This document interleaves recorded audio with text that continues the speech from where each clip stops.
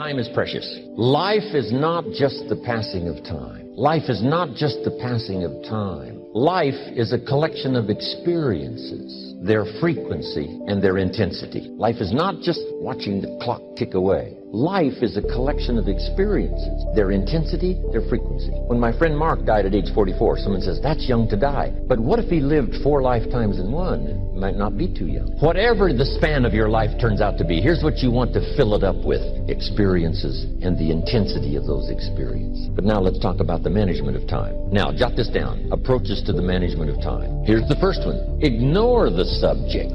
I mean, that's good advice. Don't let anything overly bug you. Because remember now, you don't have to do anything. Someone says, well, I got to get a handle on my time. The answer is no, you don't. If you want to let it all go, you can let it all go. I mean, this is good advice. Somebody says, you ought, you ought, you ought. Jot this down. Ignore all the you oughts or you should. Only if they're giving general information. We should. It's better to say if you're teaching, we should. Not you should, we should.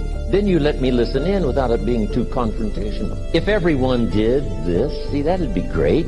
And then you give a person a chance to choose to do it or not to do it. But when you start the you ought, now see if I don't, now see we got some tension and maybe some problems. So you oughts seem to always create problems because this is personal dignity. And you don't want to destroy someone's dignity by doing all the oughts and they feel reluctant to do it. Now we've got problems. So if you want to, just ignore this subject on time management. Now here's the next one. Step down to something easier. The guy's in sales and he says, oh, I want to own the company. Finally owns the company. Now he's got no time to play golf. He said, when I was in sales, I was making big money playing golf 3 days a week. Heck with this owning something. Heck with managing. My life was never my own after I started to manage. I'm going back to sales. See, this is the key. If you're getting too pressed, you might consider stepping down to something with a little easier time pressure. Little girl says to her mother, Daddy comes home, brings his briefcase and pats me on the head and says hello, disappears and works on his papers. How come my daddy doesn't play with me? And her mother said, look, your daddy loves you very much, but he's so busy at work, he can't get it all done, he has to bring it home. He loves you, but that's why he can't play with you.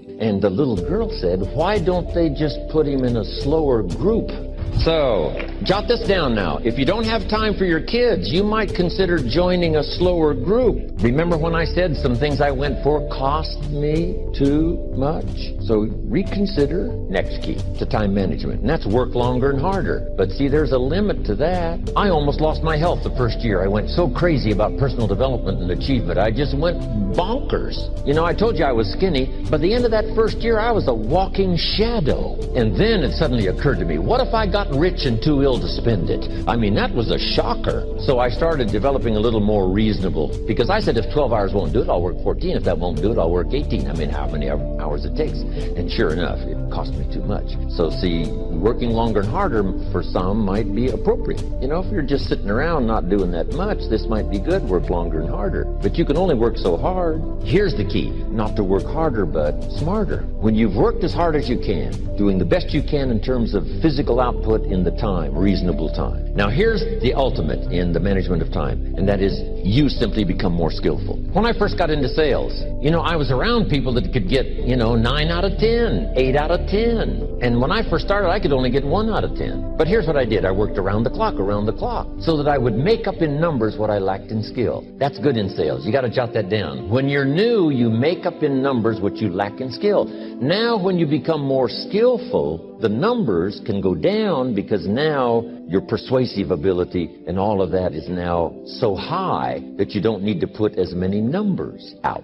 But at first, if you want to compete or if you want to really get good, you've got to put in the numbers. But if you get more from yourself, develop more of yourself, now the time management becomes an easier task. Now here's the next thing. Either you run the project or it runs you. I've found out when you start something, at first you're in charge. All of a sudden, a year later, it's in charge. Some of the companies I started, I'm telling you, I'm in control. A couple of years later, I'm out of control. At first, I've got it on the run. 2 years later, it's got me on the run. Haven't got enough time. I'm dizzy with trying to get it all done. So here's part of the key, and that's to get in charge. It's easy to start something. First thing you know, you're out of control. It's in control. The enterprise you get started now runs you ragged. Because I did that when I had the whole 13 offices and the big entourage. I'm telling you, it was like short nights and long days and just sort of the never-ceasing demand for time and activity, which was fine. At that time in my life, it was fine, and created a lot of good results and laid some good foundation for a lot of future careers that came from those unique times. There's a pretty long list of people who were inspired by it and educated by it and participated in that program I had going. But then I rechanged the format to sort of rearrange my own life personally, which has paid off for me. Now I have a heavy workload, but if you finally get to the place where you have most everything done for you, I still farm in Idaho, but I'm what's known as a gentleman farmer. A gentleman farmer gives orders and other people do the work. It's different than being a farmer doing the work yourself. I know that because I was raised in the farm country where I still have my farm, but now I have the luxury of participants who look after my agriculture, look after my home building. My daughter looks after all of my accounts and my residences and my real estate, and I have good partners in business. That's extra luxury, where you can do your specialty and other people working make it valuable. One of my albums is entitled, Take Charge of Your Life. Take charge of your time, take charge of your resources, take charge of your health.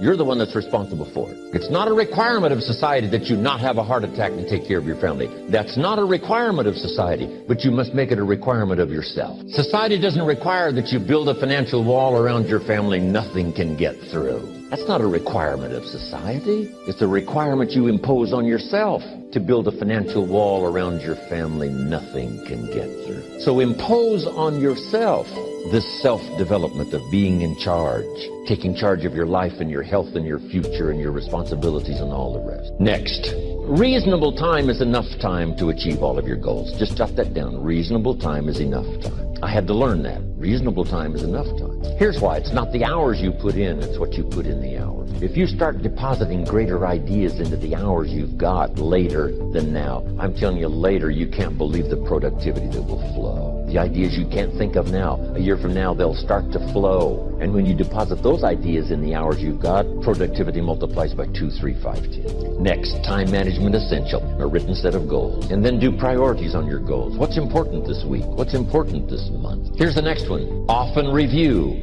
Just go over your goals to make sure that your list is working for you. It's got you inspired. It's got you turned on. Somebody says, how come you're up so early? Say, if you were headed where I'm headed, you'd be up early too. If you were going to meet who I'm going to meet, you'd be up early. If it was going to stack up for you like it's stacking up for me, you'd be getting up early. Here's some more time management essentials. Learn to study what we call majors and minors. Here's what you must say when you pick up the phone. Is this a major conversation or a minor conversation? If it's minor, a few pleasantries and you're done. If it's major, maybe you've got to make a few notes. So here's the next one. Important conversations, make an agenda before you make the call. Just jot down a little agenda. It's so easy now to just talk out of your head. Did you ever hear a conversation end like this? Let's see, there was something else. See, you don't look that swift. I can't think of it right now. I'll call you back. See, you look a little incompetent. Let's see, there was something. It escapes me right now. Really? So have you got this now? Make an agenda before you make a call if it's an important call. Now later that saves you all kinds of stuff. You call John in, the salesman, say, John, remember those 4 things we went over? He said, no, we didn't talk about that. And then you pull out your daytime or whatever, and there's the list you made when you made the call. He said, oh yes, seems like I do remember. And you've got him with your list. If it's just salespeople especially can talk you out of what's in your head. That's true. No, we didn't talk about that. And if you don't have a little proof, I'm telling you, it's gone. So make an agenda before you make a call. So what's major, what's minor? Now here's the key on this. Don't major in minor things. If you take up major time to do minor things, I'm telling you, you'll be behind the curve constantly. Here's what we learn in sales training. What's major time and what's minor time? Here's minor time, thinking about prospects. Here's minor time, making lists of prospects. Here's minor time, keeping books on prospects. Here's minor time, going to see the prospect. Here's minor time, evaluating the prospect after you've been there. That's all minor time. Here's major time, in the presence of the prospect. That's major time. If you're in sales and you took a look at a week, you'd say, my gosh, I'm spending 90% of my time on the minor stuff and so little time on the major stuff in the presence of. How many hours in the presence of in my day? How many hours in the presence of during my sales week? Because the time that really counts is in the presence of majors and minors.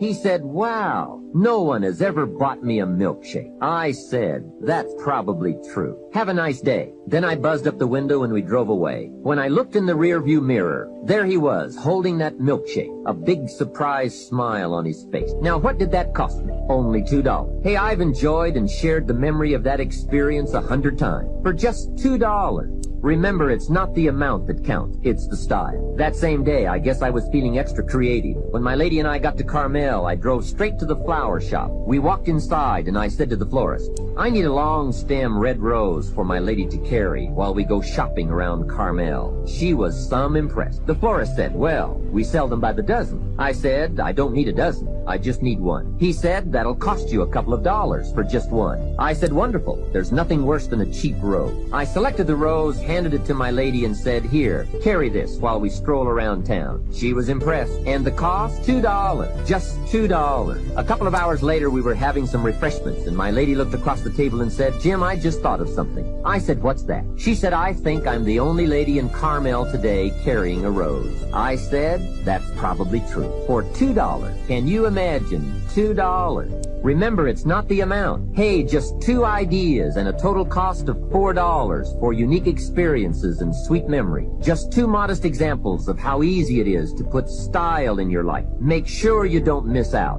Don't miss anything you can enjoy. Be sure you live your life in style. Here's something else to think about. Did you ever hear where the expression tip came from? As in tipping the waiter or waitress in a restaurant. Mr. Schoaf taught me that it began as a symbol for the phrase, to ensure promptness. Now, Schoaf said, if a tip is to ensure promptness, when should you give it? Answer, up front. See, I didn't know that. I said, no, you have lunch, and if you get good service, you leave a good tip. If you get lousy service, no tip. And he said to me, no, Mr. Rohn. Sophisticated people don't take a chance on good service. They ensure good service by giving the money up front. I said, wow, what a way to live. I had never thought of that. So the next time you have someone special to take to lunch, call the waitress over, arm around the shoulders and say, here's $5. Would you take good care of me and my friend? Schoaf said you won't believe what happened. They do what's known as hover. They hover around your table. Without the insurance, you are usually looking around saying, where is my waitress? Has she gone on a break? Same money, different style. One last major point. Life in style is also life in balance. Make sure you pay attention to all the values and dimensions of your life. One is family. If you have someone you care about, there is no value to match that. One person caring for another is life in the best of style and value. Protect it with a vengeance. If a chair gets in the way, I suggest you destroy the chair. About the difference that it can make in our lives. I guarantee if you go to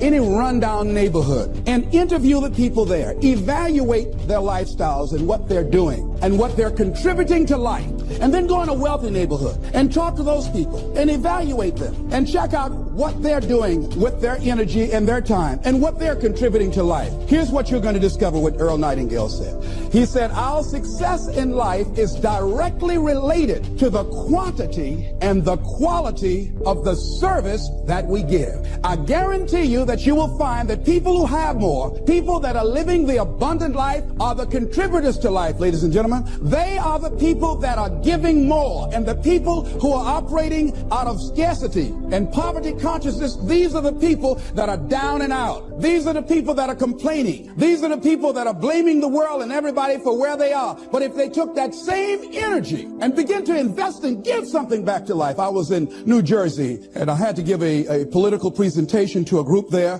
that were trying to organize a community to begin to revitalize that particular community. And the guy was telling me very proudly as we were walking through a housing project, he said, the city is about to give $55 million to renovate these housing projects. I said, what a waste. He said, why would you say that? I said, let me ask you something. And the person that was standing next to him, I said, do you live in this building here? He said, yes. I said, how many families live here? He said, 6 families. I said, we walked in the door and we can smell the stench of urine. Does it take a genius to go down to the store and perhaps sacrifice buying 3 packs of cigarettes and buy some Tide or soap and water and come back here and wash this stench out of here? Does it take a genius to get a can of paint and paint over the graffiti and repair the mailbox? Does it take a genius for that? I say to you, you pour the money in these housing projects and you don't change the people that are living in the projects before you are completed, they'll be right back to where they were before.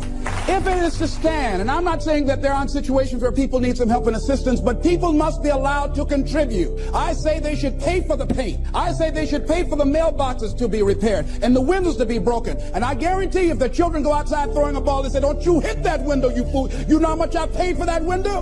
Makes a difference. People need to be given the opportunity to contribute and invest in life. And then life is appreciated. But if we just give, and you don't want to just give, you want to give to people who are out there struggling and making it and trying to make impact on the universe. I'd rather give to a man who's already doing it than somebody over here doing nothing and try and go over there. Man, why don't you get up and do something? Hey, listen, if you have to go over there and get them up, you'll have to do that for the rest of your life. So do it with those who are doing it. So you want to keep the flow going by working with people who are contributors to life. Leave the dead people alone that are taking away from life. There's a scripture, when I heard it, I couldn't understand it. I say, how cold? He that hath shall get, and he that hath not, even that he has shall be taken away. I said, now that's not fair. Ladies and gentlemen, that is fair. He that hath what becomes the key. He that hath a generous view of life. He that has courage. He that hath initiative. He that hath resourcefulness shall get. But if you're like the guy that I was in a hotel and asked him, I said, look here, I said, he was a bellman. I said, I need to get my shoes shined. Oh, I don't shine shoes. Oh, how long you been working here? Oh, about 3 months. What were you doing before then? Oh, I just got out of the joint. Yeah? You don't shine shoes. That's beneath you, but it was okay to steal. That's not beneath you, huh? God knows when, God knows how, God knows what. When the Lord turned again our captivity, when we left off last week, we were weeping. We had hung our harps by the willow trees, and we have wept when we remembered Zion. And we learned how to live off of memories. We were sustainable because we could remember days that were not this tough. I was talking to my wife the other day, and I told her, I said, just late at night, I said, I'm at Camp Running Water. She said, what are you talking about? I said, I'm at Camp Running Water. She said, what do you mean? I said, I'm 7 years old. I'm at Camp Running Water. And you think I'm here in Dallas, but I'm at Camp Running Water because I was thinking about where I came from. I know how to live off of memories. And all they had is they were drugged, shackled, and chained, bleeding and ostracized and carried down from sweet Jerusalem. Oh, Jerusalem, the city of Salem, peace. They had left the city of peace and gone into the plague of adversity. And not only did they leave, they did not leave up under their own auspices or on their own accord, but they were drugged in chains by the Babylonians into captivity. Last glances looking back, they promised Jerusalem, if I forget thee, let my tongue cleave to the roof of my mouth. There ought to be some things that you refuse to forget. And when they came down to near the river of Euphrates, and there they saw the willow trees, and they hung their harps on the willow trees, and they wept. Jesus wept. All of us weep. There are times you go through a season of mourning, a season of struggle. To be transparent, I've gone through seasons of weeping. Not a few minutes or an hour. Seasons of weeping. Seasons of weeping. I can remember coming into the hospital room with my wife, going up on the elevator to see her mother who was in the hospital, and her mother expired. And with my own 2 hands, I closed mother's eyes. And I watched my wife turn into a ghost, and the room was filled with agony. And as our hearts were racked with pain, we could not believe that somebody so strong, so vibrant, so tough, so full of life,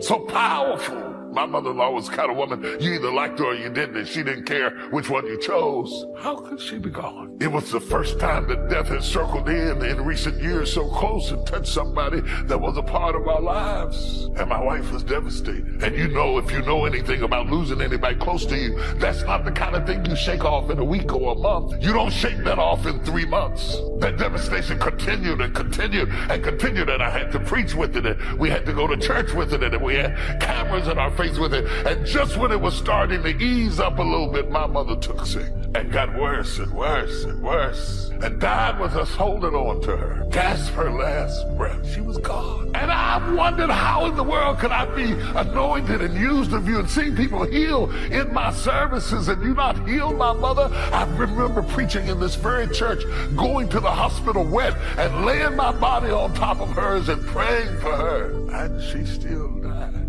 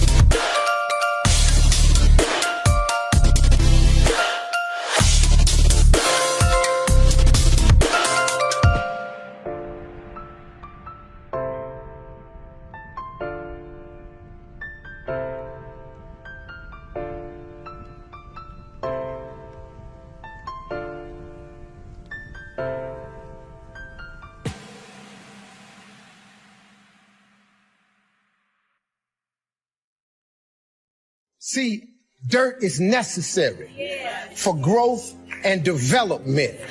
Dirt builds character. Dirt gives you the push-through factor. Dirt makes you come with it when you don't feel like coming with it no more. And you get dirt in a lot of different ways. All of y'all that had dirt thrown on you. And dirt ain't always what you want. It's somebody talking about you down on your job. It's somebody accusing you of something that you didn't do. It's somebody telling you you ain't gonna make it. It's somebody sharing information about you that ain't true. That everybody get dirt put on. But see, when you're getting put under that stress, please know God is always with you. Pain isn't always bad. Sometimes it's good. Because you remember that pain and that hurt, and it pushes you to be great. There's times where you think, is there anything that can justify as to why I'm always going through something hard? Sometimes nothing ever makes sense that you're going through. I'm going through hurt. I'm going through pain. There's death in my family. There's sickness everywhere. But I tell you what, you can't throw in the towel. You can't give up. It just means it's time for you to fight harder. It's time for you to stand tall. Lift your head to the sky and say, I will overcome this. I will fight back. There's always something good that can come from bad. Why would you live a life with a negative mindset, with a negative attitude, when this life is great and you can become someone great just by the way you think, act, or react to things that happen to you? Everybody fundamentally has the same reality that you have, but we all don't react the same to things that happen to us. Deep down inside, there's greatness in each and every one of us. It depends on you if you find that greatness. But I tell you what, it's inside of you, and it's burning to come out. When you're working on a dream, at some point in time, a transition takes place. And the transition is what you are becoming in pursuit of the dream. Because even if you don't get the dream, you become such a strong and powerful person. It will so change your life, you can look at something else and say, well, I think I'll go do this then. Because you've now developed yourself in such confidence and such competence in how to deal in the arena of life that you can move into another area and not miss a beat. Once you begin to discover who you are, then you really realize how you have been given authority and dominion over everything on the face of the earth, including all the dimensions of your life. But you can only do that through the struggle of life. And most people avoid the struggle. Most people go through life avoiding pain. And when you go through life like that, something in you dies. Something in you that you never activate is lying dormant in there, that you never get a chance to call on because you have not challenged yourself. Every value in life must be paid for. And those that pay are the ones that get it. It says those that give, receive. Someone says, I wish to receive, I wish to receive. You don't have to concentrate on receiving. Just become a good giver. It says those that search will find. Someone says, well, I need to find some good ideas to help change my life for the future. Then to find good ideas, that doesn't come because you need them, because it comes because you search for it. If you want good ideas, you got to go after them. You got to go to the class, you got to go to the workshop, you got to go to the training, go to the book, right? You got to go to the journal, right? Go where good ideas are being taught, go searching, go looking, because good ideas are not going to be wasted on those that are not seeking, searching, well prepared. So, prepare yourself to be ready for fortune when it comes, to be ready for challenge when it comes, to be ready for opportunity when it comes. Opportunity comes along and passes by the person that is not well prepared. How could my ideas be more powerful? How could they be sharper, more clear? How could I reach some people next year that I perhaps can't reach this year? I haven't reached deep enough into my own soul to affect some people. Some people just pass by and say, hey, what a good speech. But how could I make it stronger than that, deeper than that, more powerful than that? I cannot be as powerful as I could be next year. You know, you can't go to the 10th grade in the 5th grade. You just got to go through the grades. But the more you are prepared, when the 10th grade finally comes, now you can cash in and get 2 times, 3 times, 5 times more value from it by being prepared. until you have had the taste of finishing, you will not respect yourself. Until something is done, come hell or high water, tears and struggles and pain, and you go through it anyway, and you continue to fight on no matter the circumstances, after a while, something begins to wither inside of you. You're going to have such a period in your life where it seems like it's not working. You're going to have a lot of trials and challenges, and everybody has the turn back moment. Where the direction you're going, you will have to make a decision to keep going or you turn back. And what we have got to do is know there's a power in you that regardless of what happens to you, you can stand up inside of yourself. I think that's what the poet meant when he says, out of the night that covers me, black as a pit from pole to pole, I thank whatever gods there may be for my unconquerable soul. You have an unconquerable soul. See, some people quit because things are out of control. The moment you get in something where you don't get your way, or it's bad conditions or bad circumstances, the first thing the immature mind says is, this is ridiculous, I quit. I never will forget, I had a friend of mine who was much older than me, who was going through a real tough time in his marriage. I told him, you ought to get out. I watched him suffer so bad, I thought you ought to quit. He was so lonely that he got a dog and named it Friend. And I watched him take so many blows in his heart, in his masculinity, that it was so hard to watch. I wanted him to divorce her so I didn't have to see it. He stayed, and things got worse. And then sickness came in, and then it got really bad. And he stuck it out to the end. I mean, to the end. And I was at the funeral, and I remember thinking, you finished. You went all the way to the end. Better and worse and sickness and health. You went through all of that stuff. It was amazing to see somebody who finished. The danger of living a life of incompletes. Nobody can count on you to stay. Forget winning. To stay. You don't have to be a superhero. To stick it out. To endure. They used to come in my office and say, I'm leaving him because he's beating me. I'm leaving him because he's homicidal. Now they come in my office, they say, I'm leaving because I'm not happy. Who told you you was gonna be happy? Who do you know in your life that is happy all the time? To the person who keeps quitting, you have to live with that infection that you carry, that propensity to never finish. Are there any fighters in here? I fought my way up. I fought to get to work.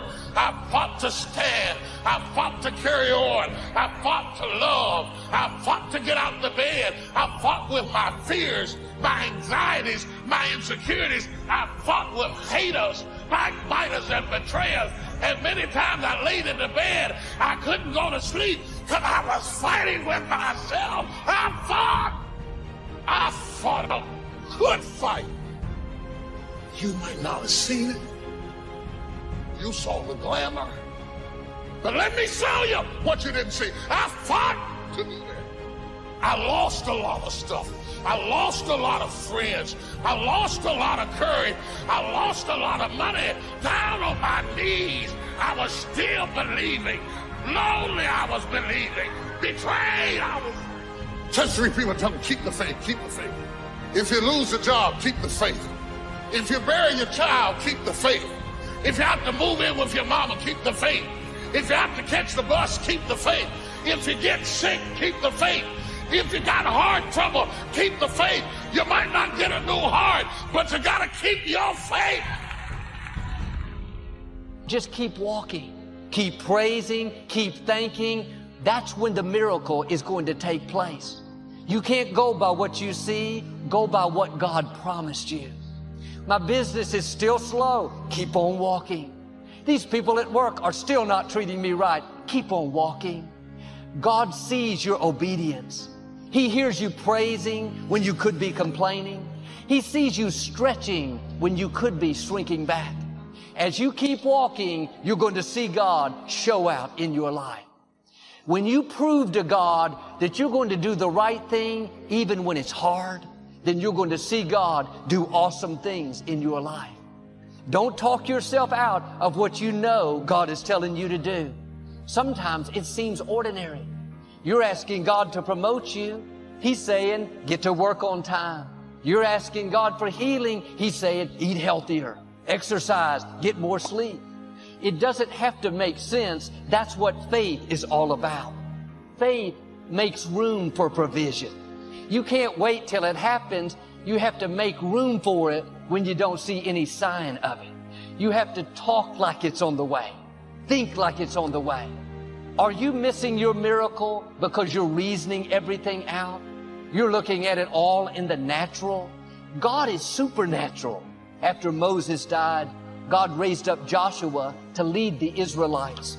The earlier generation never made it into the promised land. Now the children of that generation had grown up. They were headed to the promised land, but they had to cross the Jordan River. The problem was, it was the rainy season, and the Jordan was in flood stage, with violent currents rushing down from the melting snow. Joshua was familiar with this type of scene. He was there when Moses held up his staff and the Red Sea parted. When these 2 million people came to the Jordan River and saw how swollen it was, they didn't want to have anything to do with it. I can imagine Joshua did like his mentor Moses. He held up his rod and said, Lord, please let these waters part. But nothing happened. God promised Joshua, as I was with Moses, I will be with you. He didn't say, I'm going to do for you everything I did for Moses. There's a distinct calling on your life. You don't have to copy someone else, try to be what they are. Walk in your own anointing. Walk in your own calling. Joshua had to make a decision. Are we going to turn around and go back, or are we going to keep walking? Joshua's attitude was, we've come too far to stop now. Instead of turning back, he told all the people, let's keep walking. I can hear them say, excuse me, Joshua, do you not see there's a violent, raging river? There's nowhere to go? Joshua acted like he didn't hear them. There will always be people that try to convince you to turn back. You have to do like Joshua and have a made-up mind. I'm going to keep walking. I'm going to become all I was created to be. They looked back at Joshua one last time, thinking surely he's going to retreat now. Joshua answered with 3 simple words, keep on walking. The scripture says, when their feet got wet, suddenly the waters begin to push back. Miracles happen when there's obedience. God doesn't give us all the details. May not happen like you've seen happen with your family. Like Joshua, every circumstance may say, it's not going to turn around. Go back. You'll never get well. It would have happened by now. Don't believe those lies. Keep walking.